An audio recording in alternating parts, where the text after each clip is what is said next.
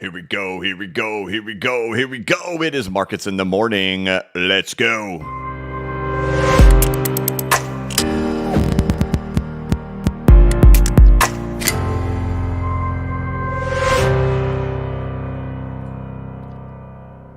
Hey, what's going on, everybody? This is the blockchain backer bringing you the latest cryptocurrency news and analysis. Welcome to Markets in the Morning. Today is Tuesday, December 12th of 2023. This is Markets in the Morning, where we take a look at the price action of the cryptocurrency market, including the Bitcoin price chart and the altcoin market, XRP, any other stuff going on out there with this altcoin market going nuts today. We take a look over there at the stock market. The United States stock market is ready to open up here in 2 minutes from right now. We'll take a peek over there at the United States Dollar Currency Index, or the DXY, along with gold and precious metals, and talk about any type of financial news or any type of crypto news that is going on out there today as we get ready to start our day off. Hope you guys are having a good week as we get ready to go into the holidays. Forgot to mention this in yesterday's Markets in the Morning. I will be off December 21st through 26th for the Christmas holiday. I'll continue to remind you of that. I did announce it on Twitter a couple of days ago. I want to remind you of that right now. Let's go ahead and dive on into what's going on in the markets as the U.S. stock market gets ready to open up here in about a minute from right now. We're going to have a mixed morning over there in stocks as the NASDAQ is down 8 points, the Dow is up 31, and the S&P is down 8. So overnight, they were doing pretty good leading up to CPI getting released this morning, or the Consumer Price Index, which is a measure of inflation. We've been talking about this week. We have that today. And then tomorrow we have the Fed. We have the FOMC meeting where they're going to announce the interest rate decision and forward guidance. Of course, this market is pricing in rate cuts coming in as soon as March or May of next year. CPI came in at 0.1% month over month, with the expectation being 0.0%. So not off by much, but didn't hit perfectly. Year over year, expectations were 3.1%, which is what we did do. We had 3.1% year over year, so that did meet. So, nothing surprising really coming out of inflation figures as we get ready for the Fed tomorrow. Of course, I think the market was hoping you would get a negative number in there and see a 2 something there on CPI. We'll talk more about that here later in this live stream, but that is what's going on with price action with the stock market as it gets ready to open. It's digesting the CPI figures that just came out. So a little bit of volatility happening over there in stocks this morning. As for crypto, green. Lots of big winners out there this morning coming off of yesterday's price action.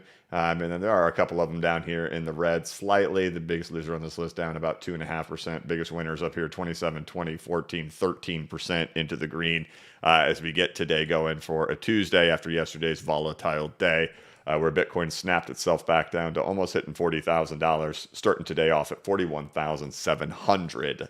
So there you go. We're sitting up in here. I guess we'll talk about this stuff here in a little while. Let's look around the rest of the market here really quick. Ethereum, of course, it had back tested yesterday, still maintaining that level currently right now. That's the level that's the preliminary support level, as we know, before we went into the selling climax back then, right? This was preliminary support after the Luna crash. This is Celsius, Three Arrows Capital, all that stuff. But, of course, that was timed with the stock market. All of those falls did happen then. We're still sitting on top of preliminary support, sitting on top of really the 1.5 year long range here for Ethereum, still right there. As for others, the story is the same. This is what we talked about yesterday, right? This was the breakout of the first Fibonacci retracement level, the 0.236 over here for others, which is the entire altcoin market, excluding the top 10. Yesterday's big whiplash right back down to that level, hits it right on the button, boom, back up today. There you go. And of course, you see all that green over there on the right side of the board today after yesterday's chaotic price action over here in the cryptocurrency market. But things are looking pretty good so far as this day gets going after slamming back in and bouncing right back off. As for the United States stock market, there we go. We are open. The Dow is up 19 points, 14 points. S&P is down 8, NASDAQ down 16. So relatively flat opening between the three combined. Let's look over there and see what we have over here. Like we said, a mixed opening happening in here for big caps. Give us about 15 or 20 minutes, and then we'll have the heat map up, ready and going, and we'll see how what sectors are off to a good start and what sectors are struggling this morning. But there you go, little bit of a mix. Overnight, like I said, this was up, and then once CPI came out this morning, it really whipsawed itself back down. DXY now at 104, so this also had a whipsaw effect happening in here. It was falling pre-CPI release, now a bounce back up happening in here. But still, it's been stuck here at wave 4 within wave 5. My expectations still are that there's like one more dip to come here for the DXY before this thing finds itself a true longer term base happening in here for the DXY. But definitely a whip up there. Again, to expect volatility this week. Why? We have FOMC. We knew we were getting CPI data today. This would be a volatile day and expect it again tomorrow. So whatever you see happening here today, I highly doubt it's going to look like this by the end of the day. We see probably a lot of pricing and repricing happening as we get ready for tomorrow with the Fed. I don't know if those CPI figures were okay for what people wanted. Maybe there was the expectations of having 0.0, 0.1 isn't far off of 0.0. But maybe there was some like overly optimistic hope that a negative number would come in there and we'd see a 2.9% year over year. And that is not the case. We are still at 3.1. And let's talk about that for a second. So let's, as we get ready for tomorrow, it looks like I have the March one open there. All right, so looking for tomorrow's Fed meeting, expectations are still that it's going to be a pause. 98.4% probability it's going to be a pause. Look at that. We're now 1 day and 4 hours away from that. That will be at 2 p.m. Eastern time tomorrow that the Fed will release the interest rate decision, 2 p.m. Eastern time, which means I go live at 1:55 p.m. Eastern time as we get ready for that. We'll wait for the notes to come out. We'll wait for the decision to come out. We'll watch the charts as that happens. And then about 30 minutes later, Jerome Powell comes and talks. And then I pull that up on the screen. I put him in the bottom left corner over here in this area, right down over here. And then we have the Dow up here and Bitcoin all over here. Flip-flop one or the other, I don't know. And then we watch Jerome Powell speak and see how the market reacts to that. So CPI, it's interesting because of what's going to happen. So, the headlines on things like this, when you see inflation slowed to 3.1% annual rate in November, we actually saw CPI go up by 0.1% month over month. So inflation still technically rose last month. However, what we do is we drop off the figure from last year. So we drop off like a 0.2%, that was the reading that we got in December of last year, and replace it with this 0.1 that we have. So it takes the year over year number and drops it from 3.2 to 3.1. But it doesn't mean that inflation actually slowed to a 3.1% annual rate. It doesn't mean any change at all. But what we could do is we could look forward to what's going to happen with the next 3 readings. And I think the next 3 readings are going to be the interesting ones because we anticipated that leading into the summer is where we'd see the big fall. We'd see it get all the way back down to near 3%. And then it would stall there, right? We talked about that for a long time. Hey, it's going to keep falling. It's going to keep falling. Boom, that's the end of it. Now it's going to kind of stall out here for some time. It still is likely going to be stalled during the next reading. So we'll get another reading there in January, and it's likely going to be stalled there again because when we had our reading in January of this year, it was only a 0.1%. So it's highly unlikely that we're going to be able to drop the year over year number when we had a 0.1% for January of 2023. But what will be interesting is when we have the reading that comes out the month after that. So when we get our February readings and our March readings, because in February of 2023, we had a 0.5%, and then in March, we had a 0.4%. So if we keep this rate up, where we're doing 0.0, 0.1, or even 0.2s, that means by the time we get our reading in March, not only will we be in the 2% for year over year annual inflation for CPI, but we could be in the lower 2s. So we could be around like 2.2, 2.3, 2.4% year over year. And that's what we would see in March. So kind of prepare for that narrative building, and that there may be a lot of hype about that. That may be the buildup of the story of being like the Fed did it, the Fed achieved it. its ultimate success. And that's where people tend to pile in. They pile in the headlines, they pile in on this type of stuff right in here. But we can see this data ahead of time and kind of have an idea of what's actually going to happen with it, as long as there aren't any big surprises of where we see month over month inflation of like 0.4 or 0.5. We keep this trend going of doing these smaller figures of 0.0, 0.1, 0.2. We're going to be in these lower twos, mid to lower twos come March. So kind of preparing for that narrative is going to build up. The inflation, the victory is going to be coming, and we'll probably see that there once we finally have our March reading. Do not expect it next month. I don't think we're going to see. It would be so unlikely. We would have to see a negative CPI in January. We'd have to see like negative 0.2% in January in order to see this thing drop into the twos. So I really doubt that's going to happen. Even if we got a 0%, it's not going to drop it into the twos. But come February, we could finally see a 2 here. And then come March, we could see a mid 2, lower 2. And boom, that's your narrative for the Fed did it. We succeeded, all as well. And then if you kind of look at this stuff of what the market is pricing in, well, you look to March, like, okay, so here's December 13th. This is tomorrow, expecting a pause. Then looking over there in January, still expecting to pause. And then look over there to March. This is where like the first like real like probability is that they could start cutting. So what will our narratives be at that time when it comes March? It's going to be that inflation is now at like 2.3 to 2.6% for the CPI, right? We did it. We succeeded.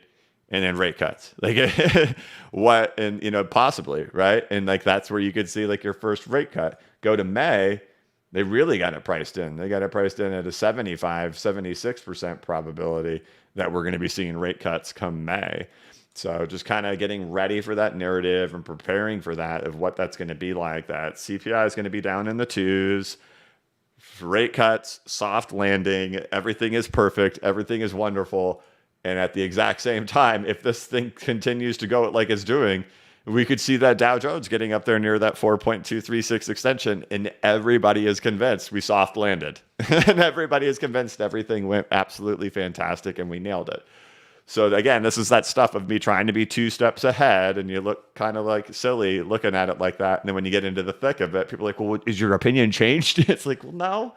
This is like what we talked about for months leading up to it. And so I'm trying to kind of prepare myself to prepare for what that would look like. And based on the data, based on the economic data that we have, it looks like that by the time we get to March, we should see mid to lower twos of CPIs. We know that the Fed's inflation target has been 2%. So if we get to 2%, we have soft landed. The Fed starts cutting rates. Everybody gets super optimistic because it means that the market is doing well, and that we can loosen up conditions and we can all get back to just glory times. But historical data has showed that when the Fed does start cutting, it's typically the end of cycle. We can get a jump to happen there on that first rate cut, potentially even the second one, but then things start getting real dicey after that over the course of the last 23 years and the last 3 hiking, pause, and cut cycles. Right now, we're in the pause cycle. We're in the pause period of a cycle. This historically is a good time for markets. So just soak it up and enjoy it while it lasts right now. All right. That was CPI for you and forward-looking stuff. So tomorrow, Jerome Powell will speak, and we'll watch that all together, and we'll have just an absolutely dandy, wonderful time.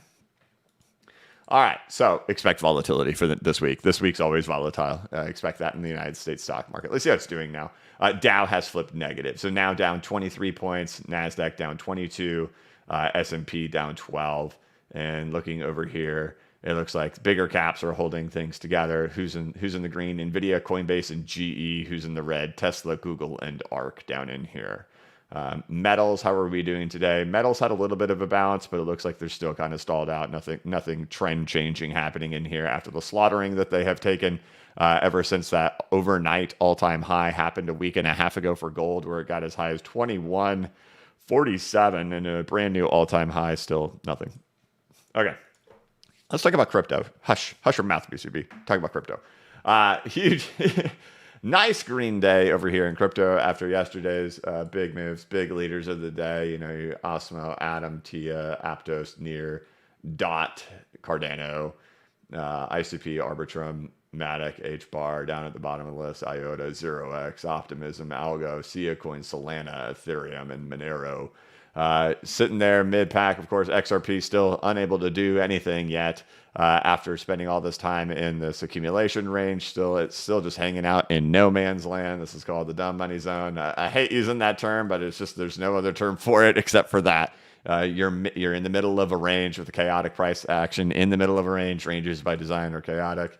The big thing on the range boundary is watching down here at 54.3 cents. If we end up getting down to that level, that's where the big eyes are. Otherwise, we just cheer to get through retracement levels. Meanwhile, while we sit in the middle of all these things, there's just not much to do here in the middle of all these things, or to try to make sense of the actual price action in here.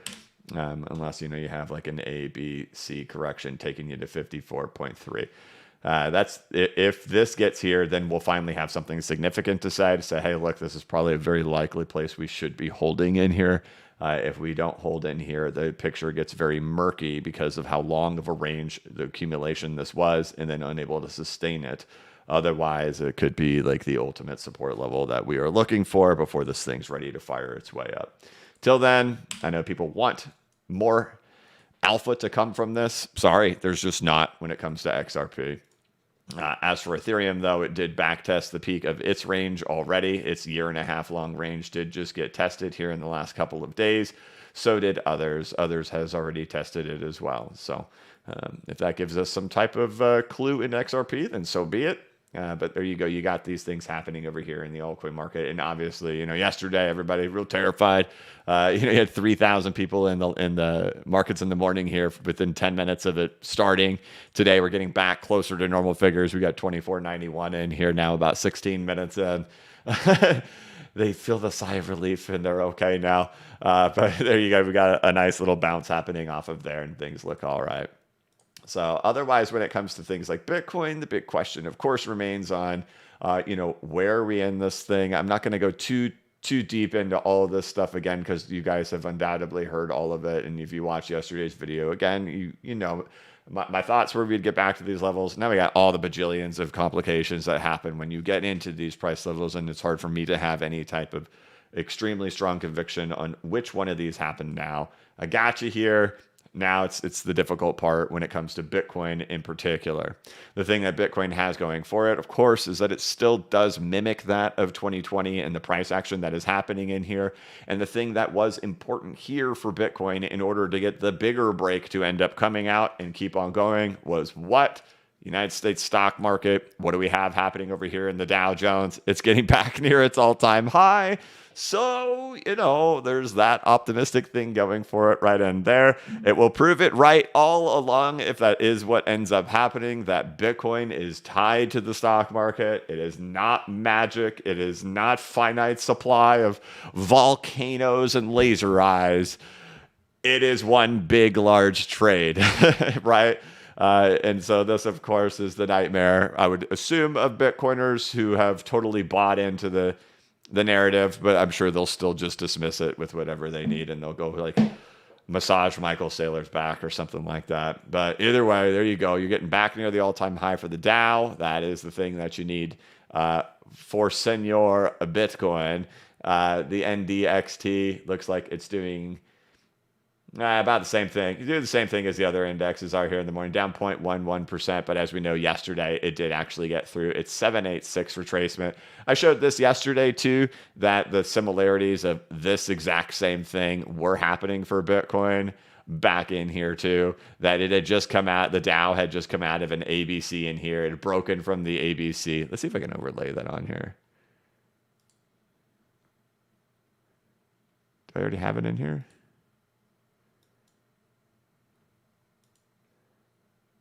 No, there you go. So the Dow had just come out of this A, B, C correction in here and was shooting its way out. And that we know right here. Yes. Let's change that color. We'll make it the same as the other one. That's easier to see. What happens in here? A, B, C, happening in here. Notice where the C comes in down here for the Dow after Bitcoin has already broken its way out. Notice where the C leg comes in here for the NDXT already once Bitcoin has already broken out. Boom, there goes the NDXT. Boom, there goes the Dow Jones Industrial Average. Right here you are in the waddle for the Dow Jones, and then continuing. So that element is still there. We'll keep our eyes closely on that. That is your positive sign if you are a Bitcoin bull to be cheering for something like that to happen. You can clearly see it. There it is. So that's probably your most optimistic thing for Bitcoin, and well, in general, that's even more optimistic for the rest of the cryptocurrency market. So we'll take that if we can get it.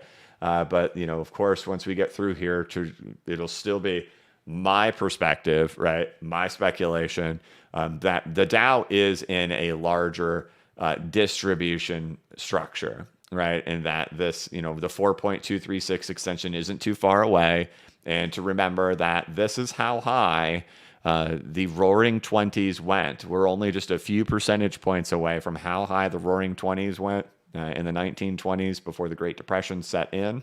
This is the exact same distribution structure that we saw for Bitcoin and Ethereum at their tops. And this is the exact same distribution structure over here on the NDXT that we saw for Bitcoin and Ethereum at their tops. And what they do, they go into new highs. Everybody is convinced this is a new bull market. Yes, there is excessive moves. There's blow off tops. There could be alt seasons over there in the United States stock market. There could be roaring stuff happening over here in the cryptocurrency market. But the thoughts that we're in a new bull market that will rampage on and continue on, that is not what typically happens in there. So again, this is me being 2 steps ahead. Being 2 steps ahead on something like this stuff can take months to play out. This thing can take a year or 2 to play out, right? But that you have to, for me, I have to have my own perspective of what I think is happening in the market. And I do believe this is full-blown distribution that looks like we're going for the high. I mean, it would be pretty dang odd for the Dow to get this high where the 4.236 extension is right here at this point, getting through all those retracement levels multiple times. It seems like it's trying to go for the all-time high. And that if it does get that chance to go up there and grab it, we'll go ahead and measure it really fast just to make sure we're not misconstruing how far away it is. Go to the weekly.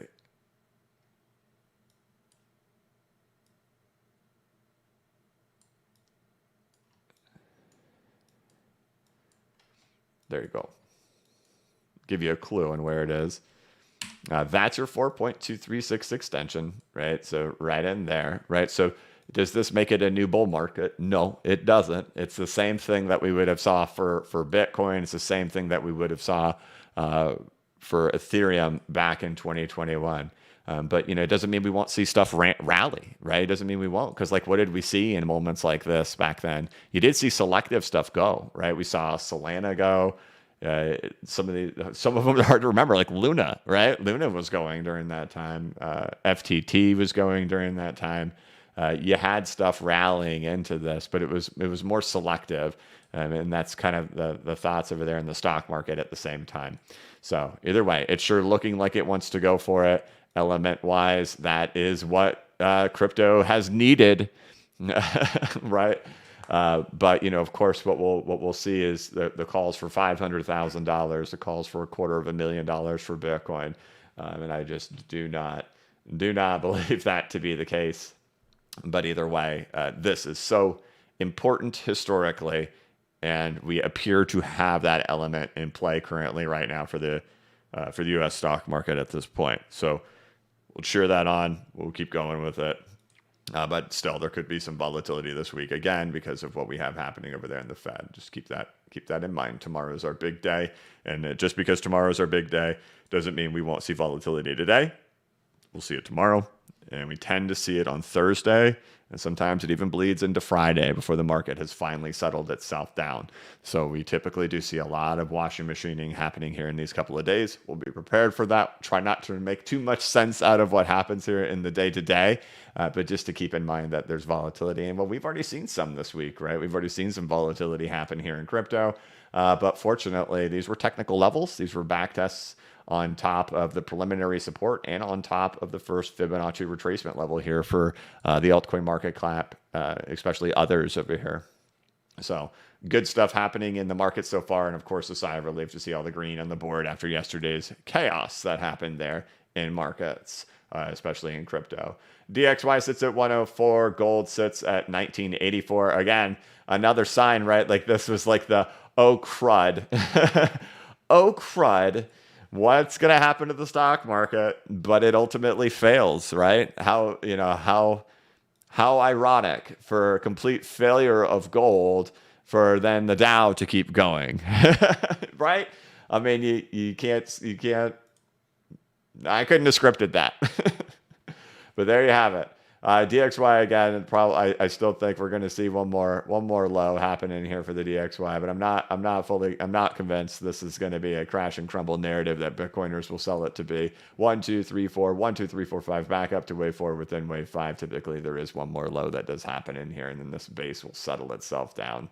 And I don't think we're there yet, but the next one would be it. And so just kind of getting ready for it.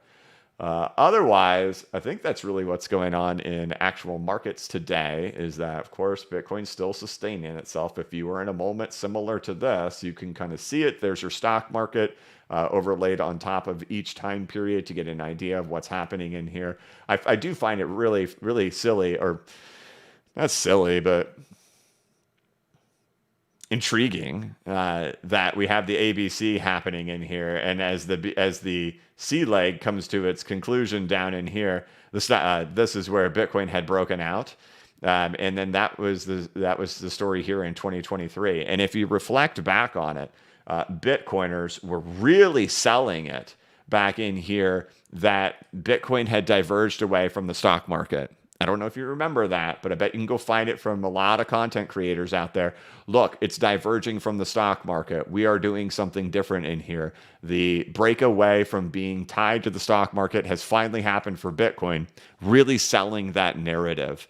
But here you can actually see that's exactly what happened back here, identically. They were the exact same thing. Here's the stock market falling. Here's Bitcoin leaving the range, continuing the grind up as that fall is happening for the stock market. Then they regain, right? Then they regain. So don't be tricked by that in that narrative that tries to get pitched to you. That is exactly what happened right here back in 2020. So keeping that in mind and not being fooled by this time is different. Something has changed. If anything, it was literally exactly the same. Pretty crazy, right? All right, there you go. So I think that really covers it. Green day over here in the market after the market is able to sustain that level of that back test happening yesterday. So things look okay so far. We'll go ahead and dive into the news, but first, of course, I completely didn't even mention this stuff in yesterday's markets in the morning. If you're looking for more content from me, of course, you could check out bcbacker.com to get over 40 videos and 11 hours of content from me, where I dive into this historical behavior of the markets and the stock market and Bitcoin, teaching you all about how this market has behaved in the past, lessons that have been learned from different market cycles, 2017 and 2021, and then teaching you a lot about research and percentages, crowd behavior, and emotional management. It's recorded very similar to my YouTube channel. If you like the content here on the YouTube channel, try to deliver it in the same manner. It is not PowerPoint presentations. It is the same kind of stuff that you are used to. And I assume maybe you enjoy. There's 2,700 people in here. That's a lot of people. I think people, that's cool. All right. There's also downloadable PDFs in there. It's $39 one time.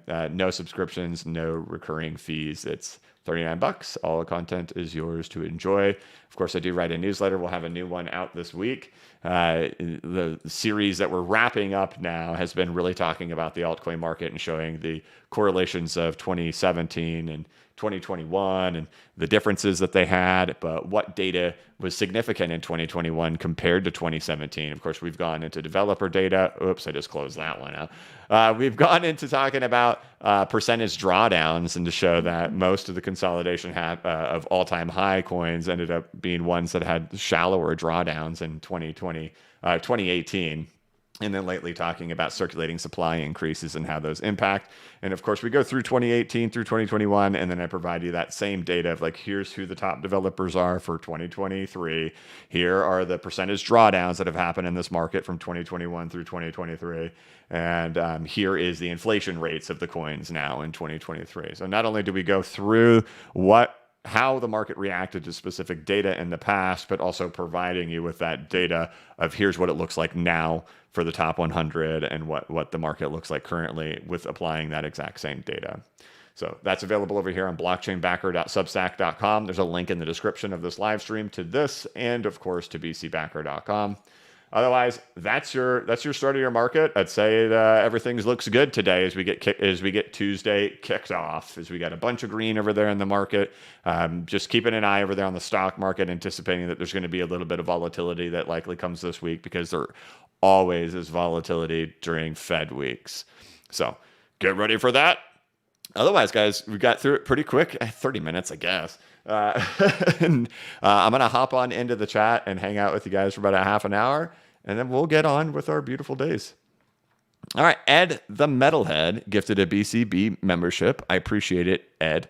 Spag says H-bar is bouncing back like nothing. Hit that like. Yeah, lots of bouncing throughout the market. I'd say the bigger cap ones that's having its biggest day seems like it's Adam's Day or Cosmos Day out there.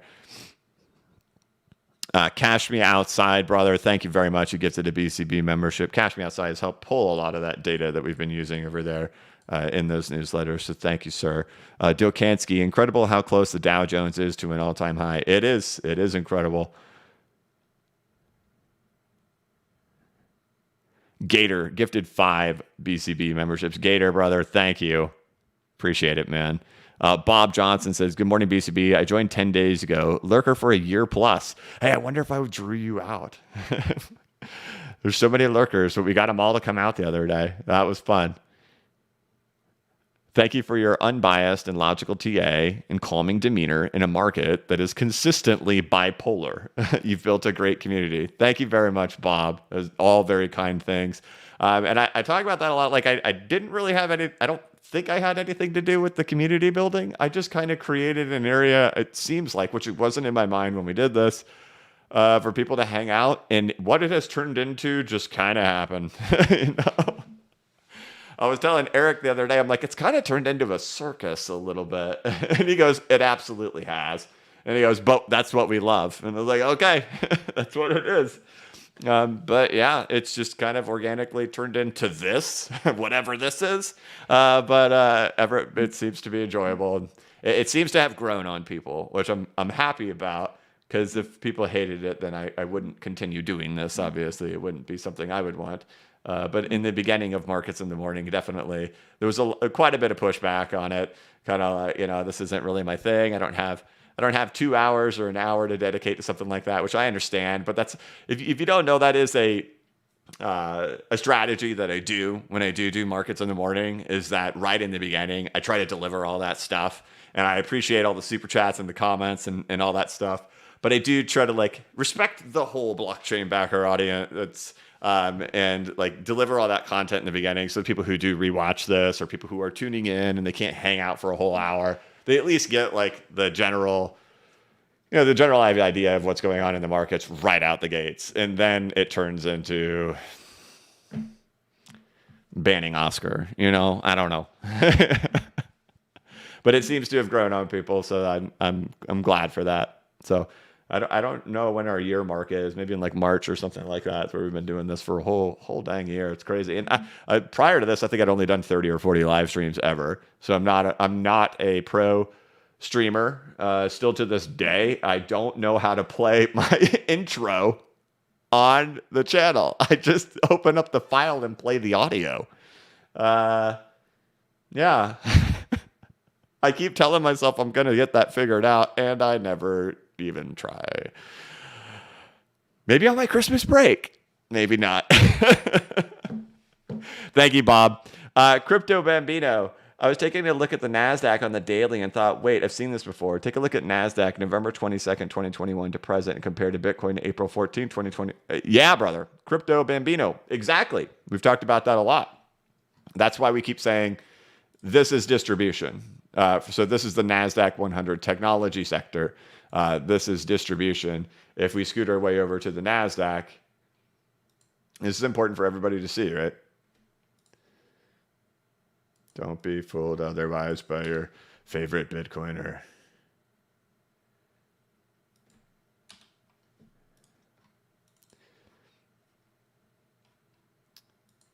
Right, where are we? Right?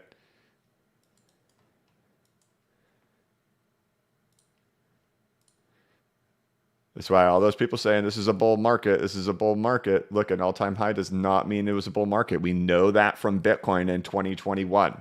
November's height was not a bull market.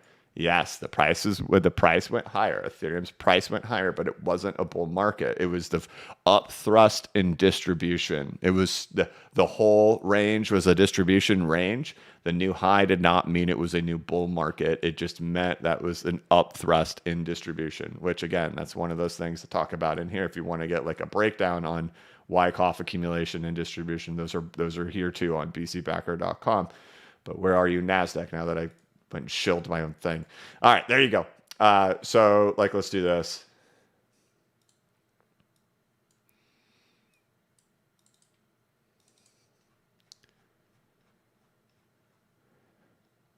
Oh, I've got a lot going on here. I don't want to lose all this. Let's go to Kraken. Yeah, we'll mess up the Kraken chart. That's fine. And we'll flip this to a 2-day chart so it fits better. There we go.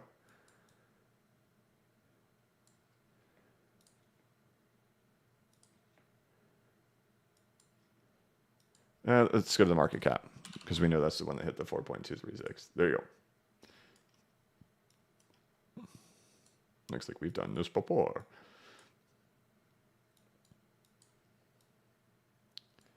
Okay. Crash, retrace, reaccumulation, go.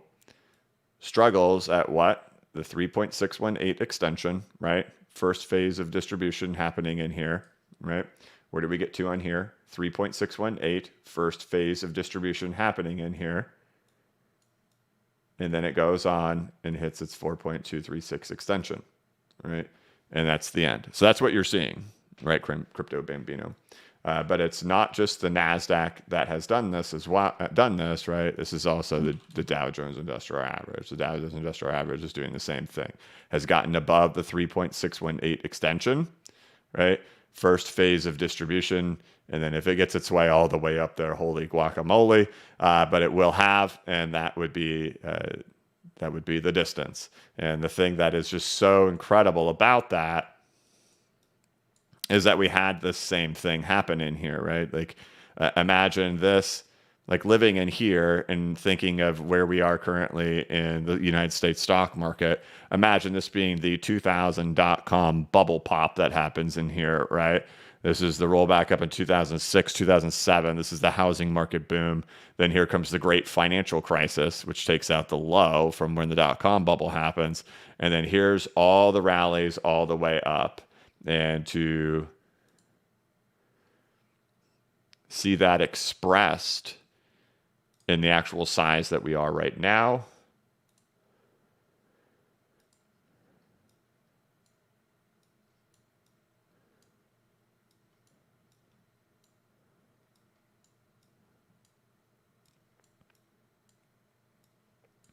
Right. I won't look up here, so you won't see that I'm trying to be biased. I'm just going to start it at the bottom of where we are right now for where all this happens, right? Where we see this broadening wedge happen, right? And then it goes, we'll start ourselves at the same place. We're starting at the end of the great financial crisis. We're starting at the end of the bottom of the broadening wedge that happens in here. And where does it go? Literally a 4.236 extension of what our current stuff is, right? So keeping that in mind, that this is exactly how distributions happen in here. And they happen from just above the 3.618. And if it does get up there, watch out. That's going to be my thoughts, right? Watch out. So that's what you see. Thank you very much, Crypto Bambino. Brandon Hammond. It's always nice to still be able to show people that. There's sometimes people who haven't seen it. They do start getting convinced that what's happening is a new bull market. Maybe it is, but I'm not going to perceive it that way, and I'm not going to treat it that way. I'm going to treat it, what we see happening in the stock market, I'm treating it as this. So all of this happening, I'm treating this as distribution, and a new high for me is not the start of a rampaging bull market to keep going. I think the narrative is perfect to mark a top. What do tops get marked with? Extreme optimism, right? It's just like bottoms. Go back and think, where is the bottom of Bitcoin marked by? Everybody is convinced that we're going lower. Everybody is convinced that we're going to 12K. FTX collapses. You have just gotten wham, wham, and wham of negative news. Like I mentioned, I went to church. This was the thing that, like, there's signals that have happened at tops that I'm like, that's it. One, when Kramer's on Anthony Pompliano's channel saying, I'll never sell my Bitcoin, Pop. I mean it. I'm like, that mother flunta is selling his Bitcoin for sure. And he did a week later. Then when Tim Cook, the CEO of Apple, went onto TV, literally November 11th or 12th, and he says, I think Bitcoin and Ethereum are a perfect thing to have added to your portfolio. I'm like, this is happening at the 4.236 extension. And back then, it's not so much anymore, right? The retail herd is not like,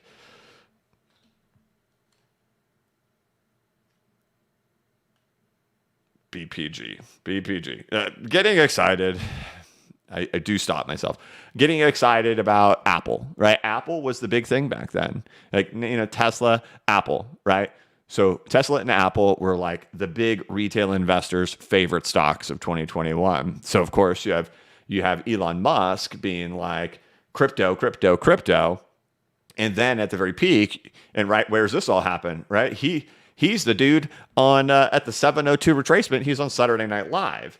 And then Tim Cook goes on to CNBC and he's like, yeah, Bitcoin and Ethereum are a wonderful thing to have on your portfolio. Go check the timestamps. I go sell.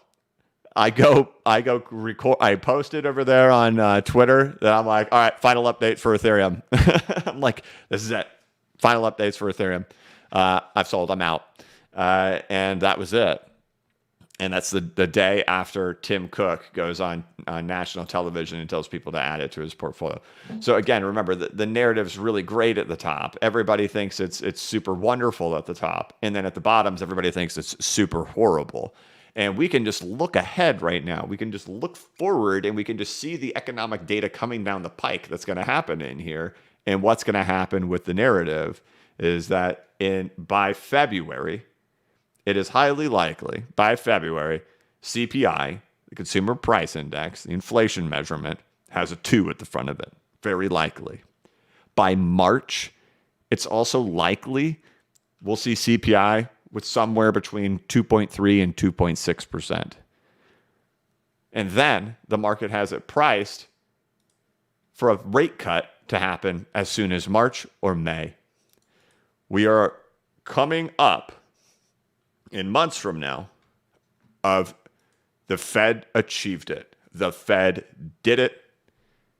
It's a soft landing. This time was different. And that will happen there.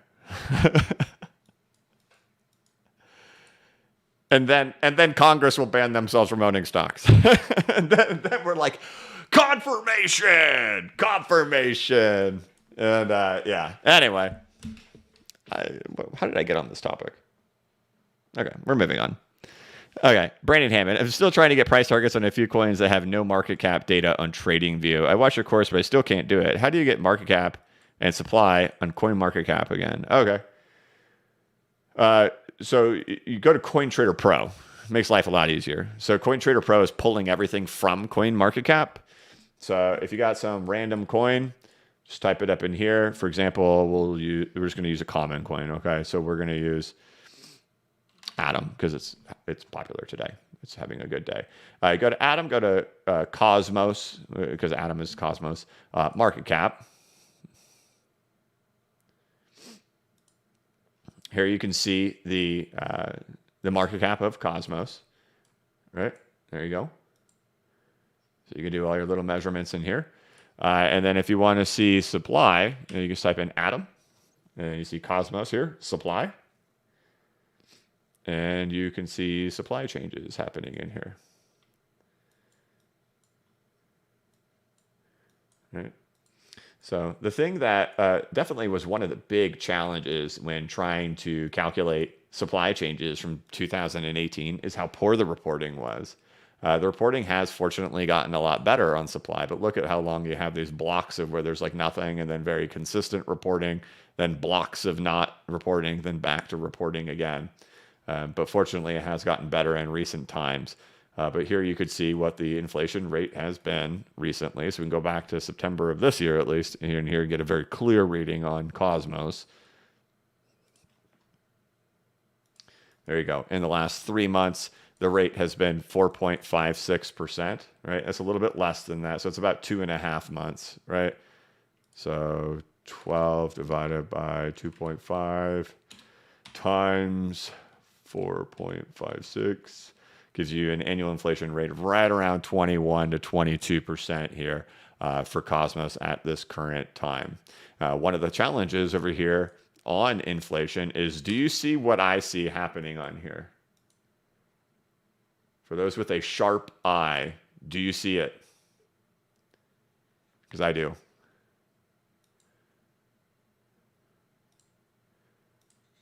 Right here. This goes from this rate to a slightly lower rate, right? So understanding that these changes in inflation also happen too. So you can get a ballpark idea, but then you do have to also kind of have a sharp eye to notice that and then go find out what happened, right? Oh yeah, we had some type of halvening happen, or we cut the staking reward or something like that. And so increases have changed. And while that, you can barely see it in there, you can definitely tell that rate of change did change off of here, because we could go like, here, this will prove it to you. If we start right here,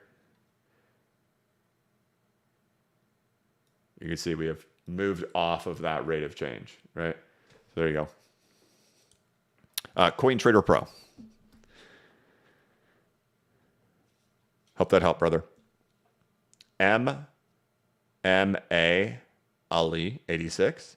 Any market ran to a new all-time high after completing a crashing structure passing through retracement level. Is there any market that ran to a new all-time high after completing a crashing structure passing through retracement levels? I'm sure it has happened, but like, you know, I don't try to sit here and say, look, there's a 14% chance that's going to happen and it's going to go. And I don't have the specific numbers for you on what the probabilities are, but I can tell you after looking at these and just like teaching this, because I've never seen anybody talk about crashing structures before. I've identified it, counted the waves, explained it, and taught it in multiple courses and in dozens of YouTube videos in here.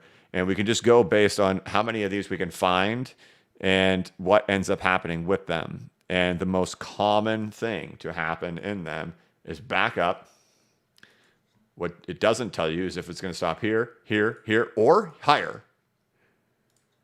But then it tends to slam back down again. Then it tends to build a range and then go. This is the typical crashing structure recovery that ends up happening in here. But what it will not tell us is if we stop here, here, here, here, or here. It's not going to tell us that. But what the common thing is, that slam back down. And that'll be a tough time in the market if you're not ready for it, because it could catch us by surprise of whatever area it happens at. And just judging by kind of how people were reacting yesterday on that one, imagine that one. Imagine it. And so what happens is like there's $500 million in liquidations yesterday. All the people who learned how to leverage trade last week got liquidated. All of them. They got, and it's one of those things that, you get real tempted by people posting over there how much money they're making on it. You don't know the circumstances that they have and the advantages that they have over you. A lot of you aren't in the same position as some of those people who post those things. And the most common thing that does happen to 99% of people who use leverage, they eventually get the whole thing wiped out. Even if they have early victories and do 10x, 20x their portfolio, in the end, in the long run, it typically gets wiped to zero. Because greed sets in, just like always, right? Well, this one I did so good. Let me do the exact same thing next time. Wiped out. So, but yeah, this is the most common thing to occur. I wish this one would be brighter. Let's hover my mouse over it so we could see it all pretty. Like, there you go. SPAGs. HBAR development activity is a huge jump over 6K. Also wanted to be the first one to chat to wish you and your family a Merry Christmas. Thank you, BCB. Thank you, SPAGs. Yep. HBAR does have high development activity. So that, of course, has been my focus, right? And I've been trying to share that with you guys and give you all that info before things got really riled up and moving here in the market. So you've had the chance to decide if that data is relevant or to implement any of that data, to do whatever you wish with it. But we can see that the things that people have gotten really excited about in this market, what have they been? High development activity coins, and those are the ones that have led the way, right? And so it's real interesting to watch because it does tell me, how I'm gonna restructure my portfolio again at some point, right? That if this ends up coming, right, and we get up in here. I've always said I'm going to be cutting stuff from my portfolio. I've got lists already made. I have my current list right now, of all the stuff that I own, and I've already got them marked. And maybe this will change again at some other time, but I've got them marked to be like no sell 1/3, sell half, or sell 100%. And then in here, I already know which ones are high dev and which ones are people are YOLOing about, right? And to be like, that's the stuff I'm going to have to be grabbing when that opportunity comes, if that opportunity comes, right? Cutting my losers up in here, waiting for a big correction, and then adding those funds into things that are still perceived winners. And I do think we're seeing that stuff. I do think we're still seeing high dev activity is leading the way. We're seeing front running of coins that people are caring about. One that definitely got away from me, that I wish I had gotten on, and I passed it up, was AVAX, Avalanche. I wished I had gotten it. I didn't meet a couple of my criterias, and that's one that did get away. Otherwise, I've been doing pretty good on a lot of the stuff. The only one that really got away from me was AVAX.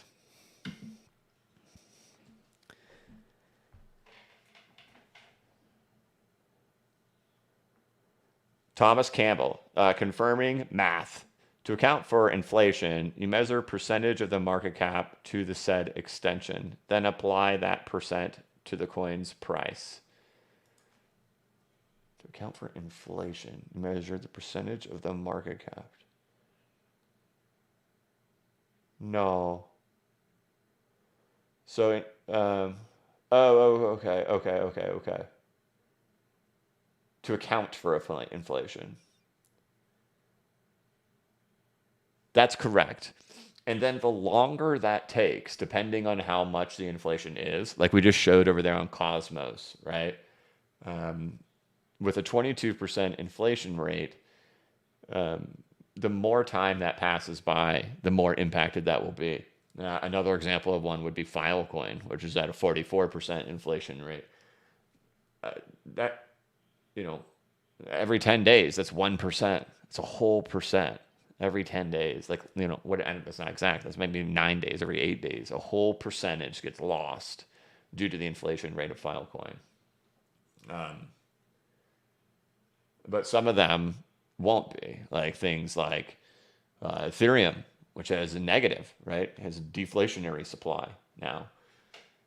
So it'll be a little bit different. Like, the price chart could exceed that of what the market cap is, right? And then that's a whole different animal, right? That's a different animal we haven't had to deal with before. What do you do in the circumstance that the price chart has already reached an extension, but the market cap hasn't? We haven't dealt with that one before. So that will be interesting when that happens. But yeah, exactly. So like, you've got it right. And we've done that with XRP here a few times. So you've got it. Russell Rods, hey BCB, it looks like XRP over total 3 has hit support at the level it was at the pre-SEC ruling breakout. I'm hoping we outperform total 3 from here. Cheers. Yeah, it's just, XRP, it's going to wait for takeoff. XRP has already gotten to April of 2022. So it's like, it just needs to get a clear break, right? This is it. And that's the hard thing to see is, how big that retracement is. And like with Bitcoin, right? Like you're like right here for Bitcoin, right? And so we're just there, and it's just waiting for the market to do its thing. And it's not like it's behaving any differently than it ever has. This is literally just how it's always done it. Even in here, you look in here, this is April 5th of 2021, right? It's the last 9 days of the bull run for XRP to go do that. The last 9 days. And that's just totally not unusual behavior. And I see so many people just whining and complaining on Twitter. It's like, you know what you got. Unless you are listening to the buy Ripple IPO shares to get filthy rich, or, if you're just listening to flip the switch and all that stuff, if you just study the understanding of the market and how its historical price has behaved, and I get it, for a lot of people, that's just like, it's over my head. I don't know how to do it. And that's why I try to explain it in easy to understand ways so you guys can see it here on the chart. I give you a whole course on there, so you can, teach yourself how to do this stuff, because your conviction is going to matter way more than you watching somebody who in every video has affiliate links for you and stuff like that for you to click on, and narratives to perpetuate to you so you click on affiliate links, right? You got to have some type of conviction and understanding of how the market behaves. XRP's price appreciations, it's always like this. And it's always like, oh my gosh, I can't stop buying. But in here, what is it? It's FXRP. And,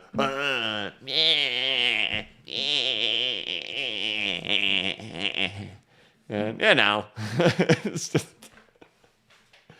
admit it. You know why you guys love it. You know why you love it. It's because you get moments like that. It's because moments like that happen. And that's why you love it. You get shot up with that, and you're just like, yeah. And then of course you get your drugs taken away from you pretty quick, and you just go into the depressive states. But that's how this asset does behave. It is definitely nothing like Bitcoin in Ethereum and other assets that give you the slow grind. It is totally the type of thing that is just, hey, F your feelings, and then up and away it goes, right? That's how it always is. And I'm not going to expect it to be any different. That the day it comes, it comes, and it will be short-lived. As is the problem with probably most of you men. Okay. Just kidding. All right, confirming math. Hey, BCB, looks we already got that. Hey, hit the like. This guy works way too hard for you not to. Man, Ethan, thank you very much, sir. If the Dow hits a 4.2 extension, does that mean Bitcoin new all-time high? And also, sorry, I keep slamming this thing on the desk. I apologize. Hey, BCB. Okay, got that. Ethan, this is very kind of you. Thank you. P-Dude says, hey, if the Dow hits that 4.236 extension, does that mean Bitcoin new all-time high? No. And also, can you share the times between Dow all-time high and Bitcoin all-time high again? Thanks, my dude. Sorry, bro, I can't go through all that all over again. We'd be on here for 20 minutes. It's every time. So you have to understand relationships, right? And if-then statements, right?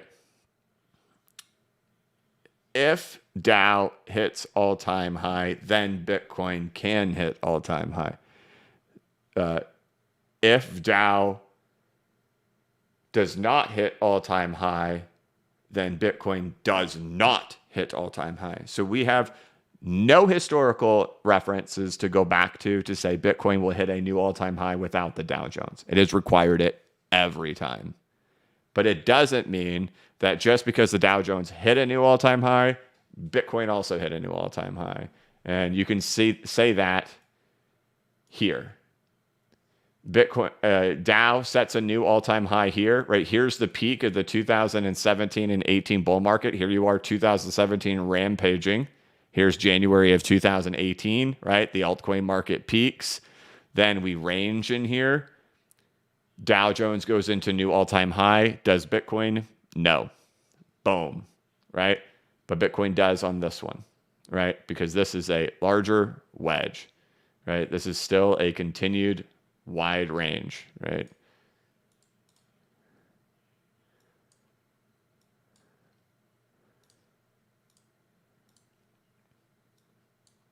Ranging leaves range. When range is left, Bitcoin goes on bull run. Same thing back in here. We're not going to go too deep into this though. But just because a new all-time high gets set does not mean Bitcoin definitely hits a new all-time high. And if this is just distribution happening in here and we go set a new all-time high in here, it's very possible Bitcoin doesn't set a new all-time high. However, can Bitcoin set a new all-time high? Well, it has one of the most important criteria met in that the Dow is in a new all-time high. And so we then start saying to ourselves, okay, we have the condition met. Now, like, is it impossible? It's not impossible, right? Because we know that has to happen every time. And so if the Dow has done it, then it like makes it possible. Does it make it mandatory? No. But we do know no Bitcoin bull runs, no all-time highs for Bitcoin have happened without the Dow. But we know that the Dow can go trick and go into those highs, and Bitcoin won't go with it sometimes.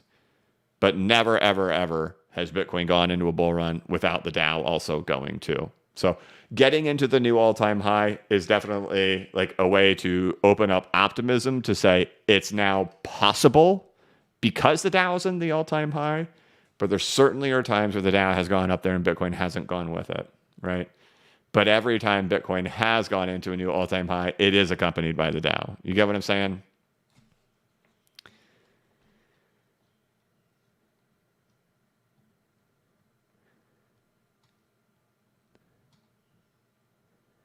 James Rousset, thoughts on stellar lumens? I don't know what thoughts you want. Following the market, higher than average development activity, but also a bizarre price correlation and tied to XRP. That is odd, right?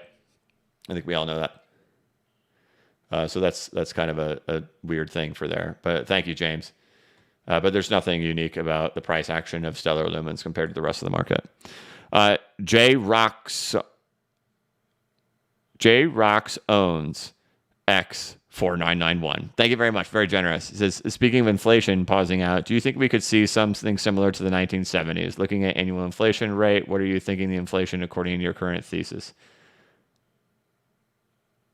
Well, I'm not going to go into like massive macro discussions. I'm living in the moment. I don't think of this as being like anything from back through all here. Like my thesis is this is the end of a 90-year cycle. And so when we start looking to these back time periods and applying, here's what this was like in this time period, I think we're in this. I think we're at full excess. And what was a marker that we saw happen in full in the absolute euphoria phase? Retail. Retail acted like pure dinguses.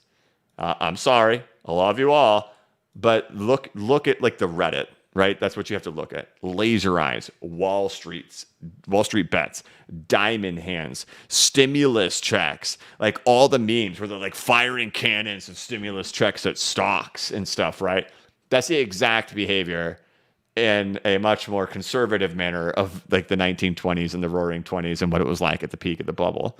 And if you go, like, everybody likes to read about Great Depression, but it's real interesting to read about or watch videos on the roaring 20s and what it was like then, and how it was the same phenomenon of everyday moms and dads were out there buying stocks and they were all making money. Everybody knew to throw money at the stock market, and you just turned it into more money and turned it into more money and turned it into more money.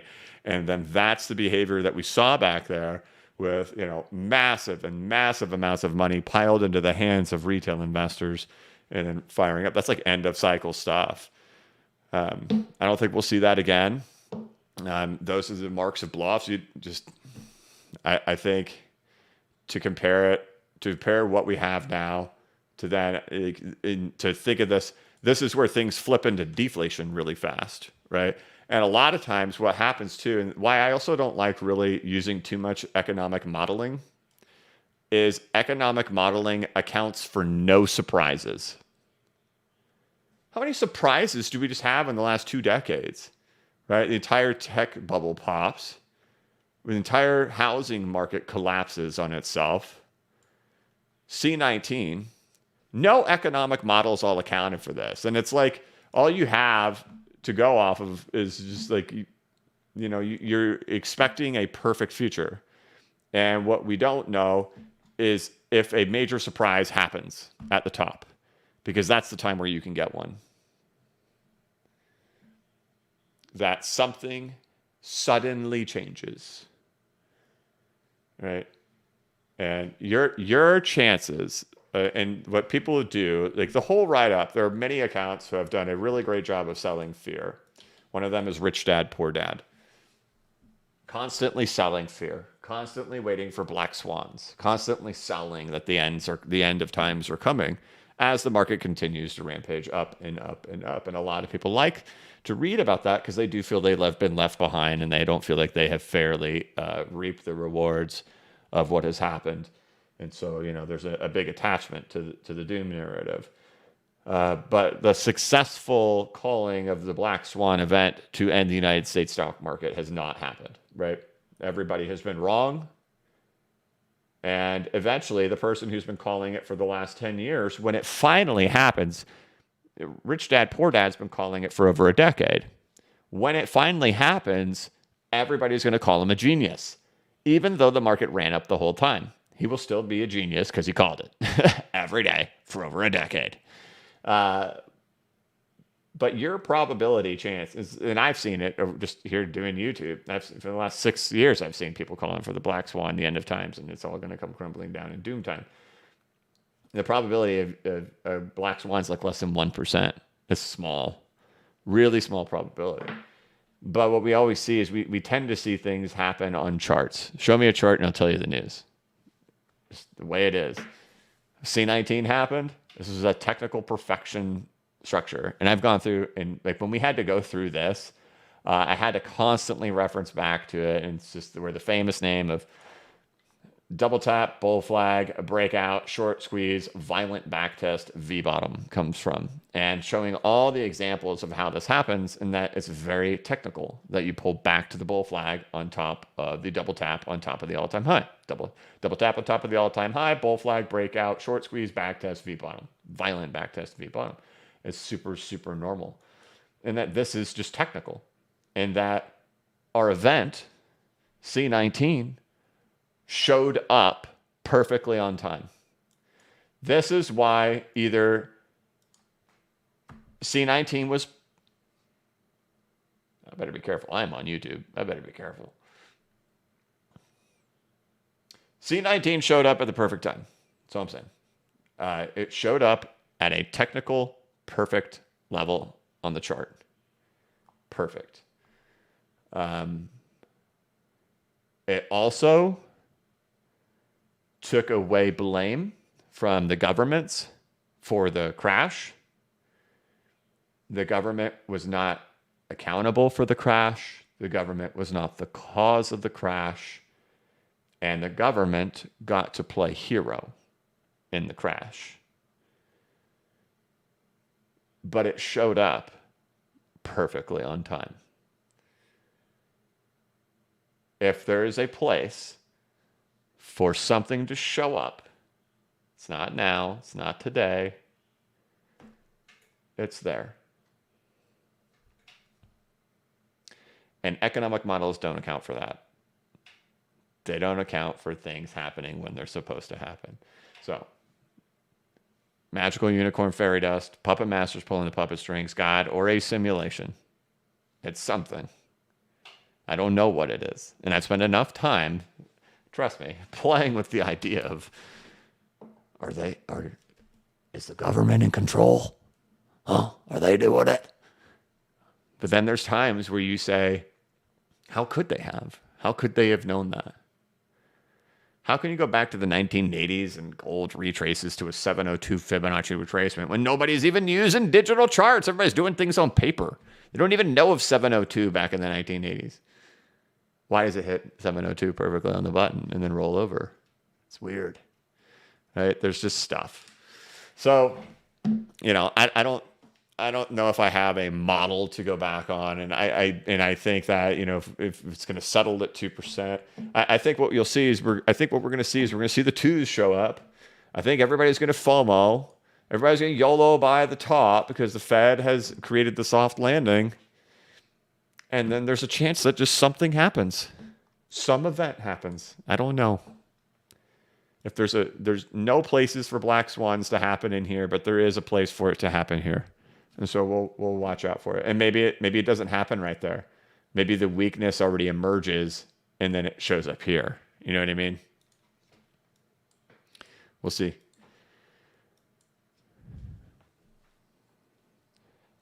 But thank you. Dr. Ty says, when BCB tinfoil hat merch? Hit the like. Well, see, I'm just going to sell it like Play-Doh. Right? I'm going to put like wraps of aluminum foil on there and then just like brand it as like build your own BCB hat and just sell you some aluminum foil. I don't know. You talk to PTW. She helps me come up with designs. Also, somebody did send me some new emojis and everything like that. So I'm going to get those all put up here in the next sometime soon, but we've got some more emojis, and all of you guys sitting there with just the green and the yellow and the blue arrows. There's a couple more colors being added too. And then I've got to get something for the people who have like been here for a long time. Like if you're over a year, if you're like over 2 years, you should have something special. So that's in the back of my head too, on how to make something for that. Ali K says, hey, BCB, are we entering an alt season? Love. You could define it as that if you wanted to. I mean, the altcoins have been moving very rapidly. Show me where's AVAX? There's even Solana. Right? Just show me how in the last 2 years this has been happening, right? So you could define it how you want. Have the altcoins been moving? Yes, big time. So you can call that an alt season, I guess. And the thing we're looking for is how to identify when they top. And there's sometimes several different factors that can happen in there. One of them would certainly be if total 3 continues higher while Bitcoin doesn't.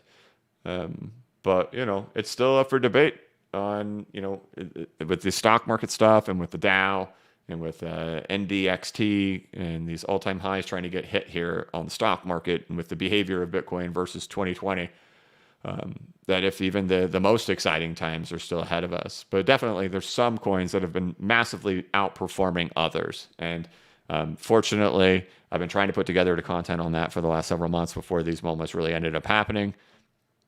And it does seem the high development activity stuff mattered. And I brought the sentiment guys on the channel. There were initial comments, of course, hey, nice sponsored content. It's like, hey, watch the video, bro. I said it like 4 times. It's not sponsored. No affiliate links, bro. Yeah, well, this isn't my favorite kind of content. It's like, okay, that's cool, man. That's cool, bro. Now go scream on the internet of the coin that you're mad at. But that data, that's been the winning data, by the way. So, all right. That was spicy. All right. Thank you, Allie. Yeah, call it what you want. Are altcoins doing well? Yeah. Simeon, thank you very much. It might be Simon. I don't know. Hey, blockchain backer, I appreciate all you do, sir. So after 2024-25, what are you going to put all your profits in? Back into Bitcoin as an hedge against inflation? Gold? Clearly not stocks, as that seems it might tank.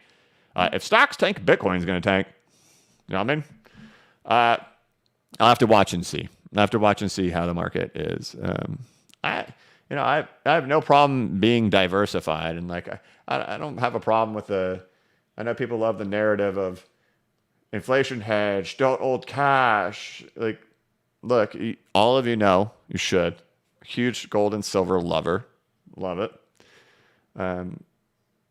As an inflation hedge, as a protection against the absolute crumbling of the dollar and all that stuff.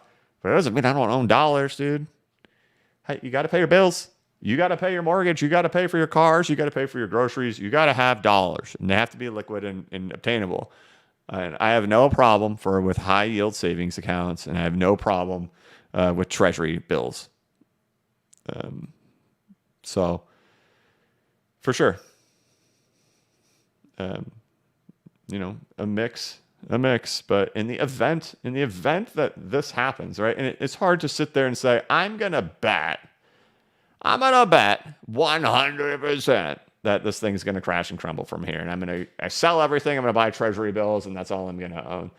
Good luck. I mean, how can I can't make that bet, but I can try to like protect myself somewhat from it. Right. And that can be a huge mix. And for some people, they don't think of it that way. It's the only options are either longing the market or being in cash. And like, I think of it as just like multiple ways. I think of like, all right, we get here and it gets there. Now what? What happens if this thing tumbles down in here? Well, what I could do is I can open some shorts on the stock market. I can open up some puts, right? Then I can hold on to some gold and some silver, right? But there's also a chance that if there's a liquidation event, that gold and silver could get wrecked. So I have to kind of be prepared for that. And hopefully that my puts can kind of take care of that, what happens in there, right? And then I also need cash, right? But if I have puts, and if I have cash, and if I have gold and silver, and the market goes through, then what? Wrecked, opportunity missed, likely down, right? All those get wrecked, right? Like this doesn't get wrecked, but that definitely gets wrecked, and that probably would get wrecked. So then there still has to be some allocation in here for that. And so it's like it's not a perfect good luck. You know what I mean? Good luck perfectly having it. Like my bias is going to be the rejection will be here, right? So that means it's going to be heavy cash and puts. But there's going to have to be some allocation in here in case that's wrong, to make up for it. You know what I mean? So it'll be a mix. I better delete all that before it gets too difficult for me later.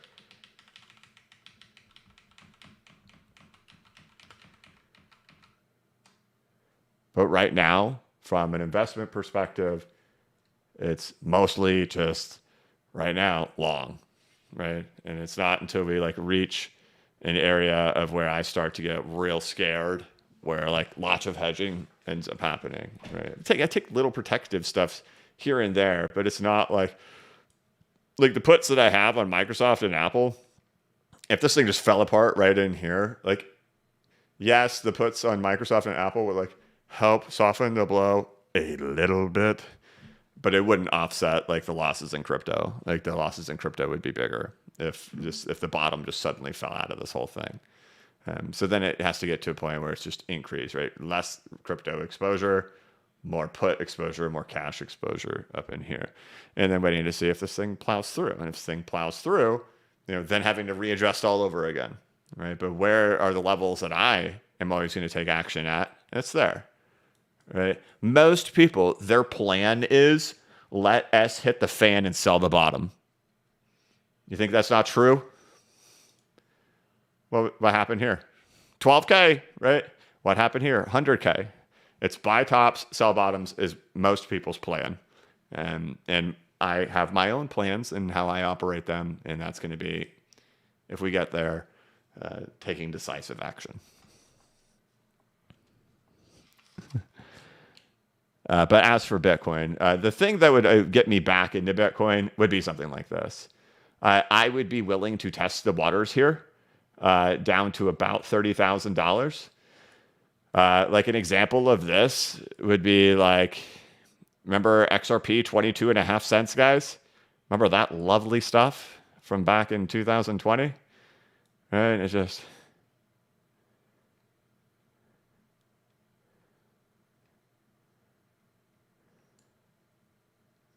I'd be willing to give a shot in here. Right? It probably, that range is bigger. That range comes down to about here. To like just under 30. You can get a wick in there.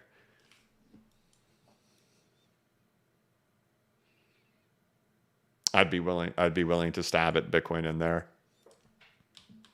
But then a break through there, I'm out. Right, I'm out. Oh, I better make sure I don't screw up my chart. Okay. I have kept this thing intact for a long time, guys. Have you noticed that? Sometimes I end up deleting stuff and losing it for forever. I haven't lost this one.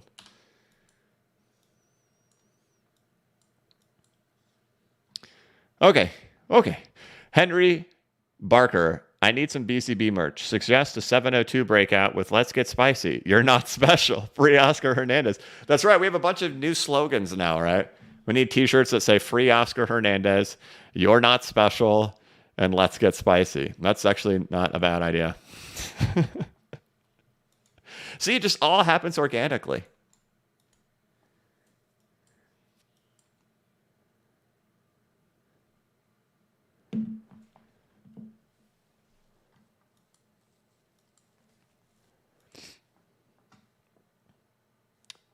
Ratchin Ray says, BCB, can you please TA XRP chart on the 4-hour? Thank you. No. It's in a range. I don't know what you want. You don't have a trend. You want a trend, but you don't have one. You're in a range. Invest mentality.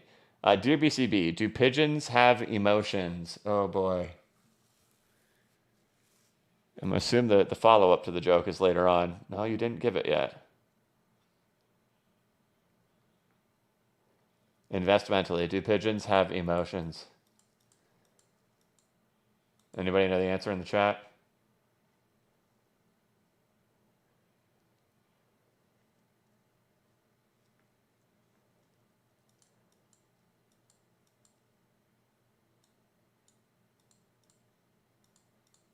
No, I would assume so, right?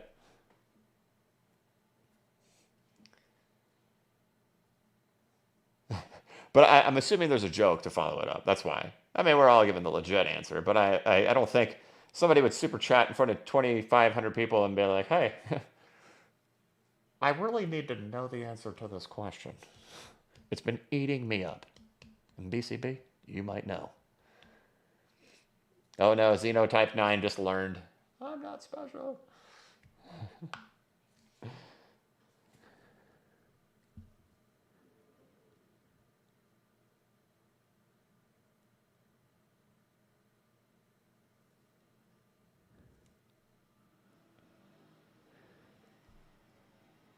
Okay, I gotta move on. No one has the real like joke answer. Okay, I don't know. I'm gonna say yes, they do, but I have a feeling there's a follow up to it. 10 Veers gifted a BCB membership. Thank you very much. Michael McFarling says, BCB, is it fair to assume XRP has a similar setup to Bitcoin Cash and the lawsuit price back in July was actually Wyckoff Spring? Would this make XRP a leader? Even where XRP right now still makes it a leader because it's back in April of 2022 prices. That's the thing that people are like, XRP just really lags behind. But look at how it's done. It's only had an 85% drawdown or whatever in 2022, and it's back at April. So it needs a clear breakout from here, which of course we likely need to see some more breakouts. But looking at the market conditions of where it's all at, like this is all stuff where XRP has done well before. So you have market conditions. But the thing about XRP is that it just has never still tested this. And you have to assume this is a news-oriented event that likely short squeezes a lot, and it only lasts for 4 hours, and then it goes right back to where the rest of the market is. So this right here is the big complication on, is that really important on the chart. And we don't know the answer to it because it was one of the biggest news stories that happened in crypto all year long, right? And then it just goes right back to where the rest of the market is. So let's, right?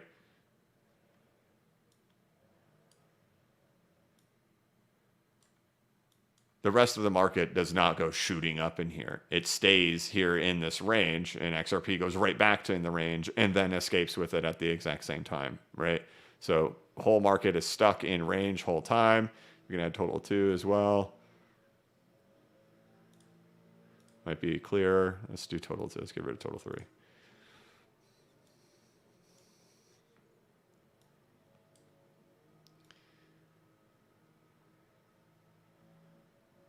Right? There's the whole market. XRP has a news-driven event, but market does not escape with that, right? It gets back in line with the market and then escapes, right? So question is this relevant or not? It's news-oriented that only lasts 4 hours. They win, every exchange relists XRP, and then it goes right back to where it's supposed to be with the rest of the market. This is the biggest complication on this chart in particular right now. If this wasn't here, we'd just be very simply saying, there was the range, there's the escape of the range, awaiting backtest of range and go. And so assuming if you viewed it from that perspective, it would still seem likely that's where it goes, 54. But this whole thing adds a very serious complication to viewing this particular chart, this thing right here that does not exist in the rest of the market. News oriented, goes back to exactly where it should be, then still continues range, the exact same range bound it was, just like the rest of the market was doing. So the thing to look for XRP is the thing I always say, nobody wants to hear that's an XRP enthusiast, is you are tied to the rest of the market. You are not special. And it's just, that's the reality of it, right? Look at your chart. Are you sitting here acting different than the rest of the market? No, absolutely not. Has it ever? No, absolutely not. It's just behaved with the market. That's just how XRP's price has behaved every fall. All of these things, price action, it's all on cue, right? And I get it. A lot of times we build a lot of narratives because it just kind of keeps us entertained and it gets us through the day. But a lot of these aren't like narratives to keep us entertained and get us through the day. A lot of these are designed to sell you something. And these narratives aren't real. And they know they're not real, and they're not designed to keep you motivated or keep you going through. It's designed to feed you through the sales funnel.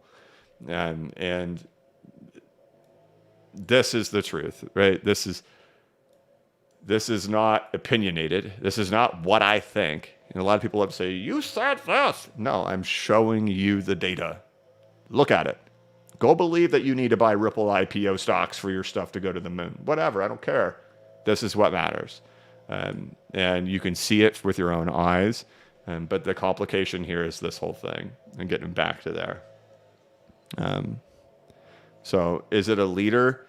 If you view it from this perspective, it was a leader. If you view it from this perspective, it's still technically kind of a leader, because where is the price currently right now? This whole area, April of 2022. So, but we'll see if we can do some back testing or whatnot. And people want TA done on this, and I keep explaining to you that, and especially if somebody just asked for a 4-hour TA, what are you wanting? You're ranging in here. That. This is, if you don't understand how a range behaves, a range is chaotic by design, and it's not a range is not a trend, right? This is a trend. This is a trend. This is not a trend. And it's like, hey, do TA on that. Like, yeah, good luck, man. Go for it. You do it. you do it, dude. Right? And so that's where we're at, right? And so where would we start looking for trending behavior? We would look for trending behavior on either one, whether or not that thing exists, and can we get through the retracement levels, or two, can we get through these ones in here, right? So that would be our first steps, right? First steps is let's at least get through these retracement levels, which it was unable to do, right? It gets back to the 786 retracement level in here. And then now my dog's all barking. I'm gonna have to wrap this up soon. And then we're looking for more in here, right? So that would be a third range boundary. Now it's whether or not you can find supports at the bottom range. So right in the term of this particular context, you're at the bottom of the dumb money zone. So you're actually at a place where there can be interest here, right, with stops below the bottom of the actual range, because we're not at the peak. We're not in the middle of the dumb money zone. We're at the lower bounds of the dumb money zone. So there's actually risk taking that and risk mitigation that can be done here for this particular range. It doesn't tell us if this range is going to hold or not, but we know we're at like near the bottom side of the actual range. So, all right. I'm gonna get wrapping through this. You can hear long guys outside. Digital Dunce. BCB, important note. You get your drugs taken away at the clown show. Welcome to the clown circus. Much love, brother. Jesus is Lord. There you go. Thank you, Digital Dunce. Greg. Koterba. Hey, BCB, is there any value in analyzing an inverse chart? If so, is there a crashing structure on the inverse SPY currently in wave 7? Thanks. All right, this one, and then we got to go before it gets too crazy.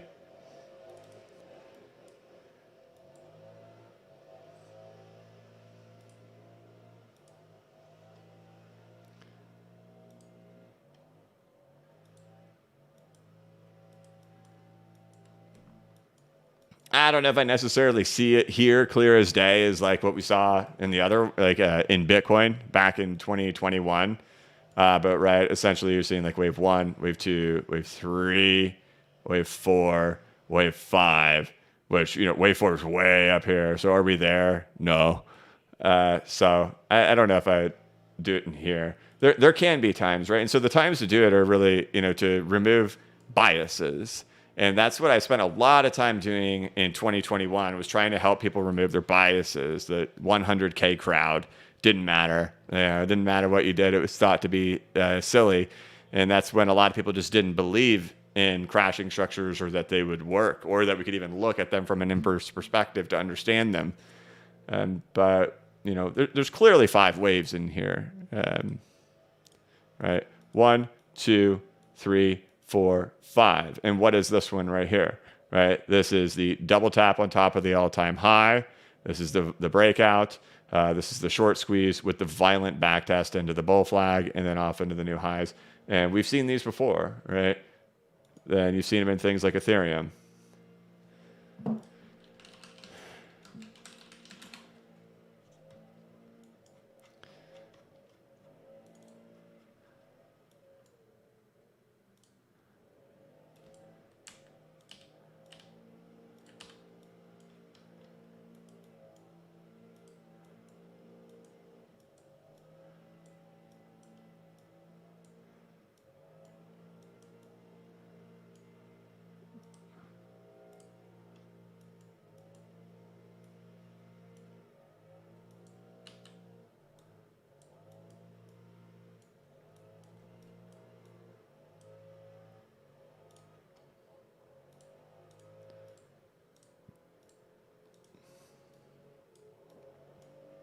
Okay. Range, breakout, double tap, range, breakout, double tap, breakout, short squeeze, violent backtest into the bull flag, breakout, short squeeze, violent backtest into the bull flag, off into new high, lights out, right? Difference is Ethereum had already gotten to its 4.236 extension in here. We know we haven't gotten that over there in the stock market yet. So that's kind of what we're waiting on, to see if that's what we're going to end up getting in stocks. But, even structurally on the big, almost 2.5 decade long time frame, we have the structures of what tops look like when they're coming in all of these indexes. So you see it. Be very, very careful of the people telling you this is the start of a new bull market. If you want to say 3 months is a bull market, by all means, fine. Price go up 3 months, it's a bull market. That's not my definition of a bull market. The prices can go high, they can rally, it could be exciting, it could be euphoric. When I think of bull market, I think of continued trending, right? And to me, this is ending of trend. This is leading up to the scariest times of our lives in the United States stock market. And I hate to say that because I'm not a fear monger. I'm a person of hope, a person of optimism. If you ever need to pick me up or a little bit of reassurance, just remember the blockchain backers got your back. These charts are all screaming the bubble is about to pop for the United States stock market. And what's happening here is distribution, right? And that there are even bearish divergences happening all throughout here, right? So just keeping that in mind. But I'm not here to sell you ultimate fear. We're in an exciting time of the markets. Just if you don't have a bigger, broader perspective and you're listening to some 22-year-old on Twitter telling you it's a bull market, be careful. You know what I mean? Just that stuff right there. Yeah. Okay. Either way, hey, let's go. This stuff is positive, right? So short term, right? Now we zoom into short term. We just looked at the 2.5 decade time frame, which Bitcoin's only been around for even half of that amount of time. And then now we zoom in on the multi-month time frame. Again, we go back to living in the moment right now. We look okay, right? So we're okay right now. We're okay. But we're looking 2 to 3 steps ahead right now. And that's where, of course, you look like a nut job. But if you're not, people will say, you're from the future. And it's like, no. It's like, I'm not living in the day-to-day. I'm not living in the moment. Yeah, there's times we zoom in on the moment. We pay attention to the moment. I'm definitely looking at the bigger, broader picture. And like to have a midterm thesis, I have to have a long-term. So to have a short-term thesis, I have to have a midterm thesis. And to have a midterm thesis, I have to have a long-term thesis. And so right now, short term, I'm like, hey, there's optimism that things can go up in short term, because medium term, it looks like we're trying to get to 4.236 extension, and but long term, it's like that's probably peak, and then things kind of get ugly after that. So long term, it's like things get ugly, but medium term, that would have to mean that we go to 4.236 extension first, which would mean in short term excitement. So it's like having to have all three of those opinions all at the exact same time, and then things change, and you gotta change with it. But that's how I'm looking at it from my perspective right now. And you see these things on the charts right here. These look good. But then we move on to looking at bigger things later. But okay, this has gone way too long. We're at 1 hour and 36 minutes. This is what the people in the original people said. This is way too long, BCP. It's way too long. And then there's some dude on there just doing graphic design right now. He's like, no, don't end it. My boss, he sucks. All right. Guys, that'll be it. If you need something to do today, of course, check out this lovely place where just all your wildest dreams come true. bcbacker.com. Play it in the background. Listen to my magical voice explain charts to you. Or have me read you all my newsletters, because they are all audio voice recorded over here on blockchainbacker.substack.com. Keshab Lakshman, Super Chat, thank you very much.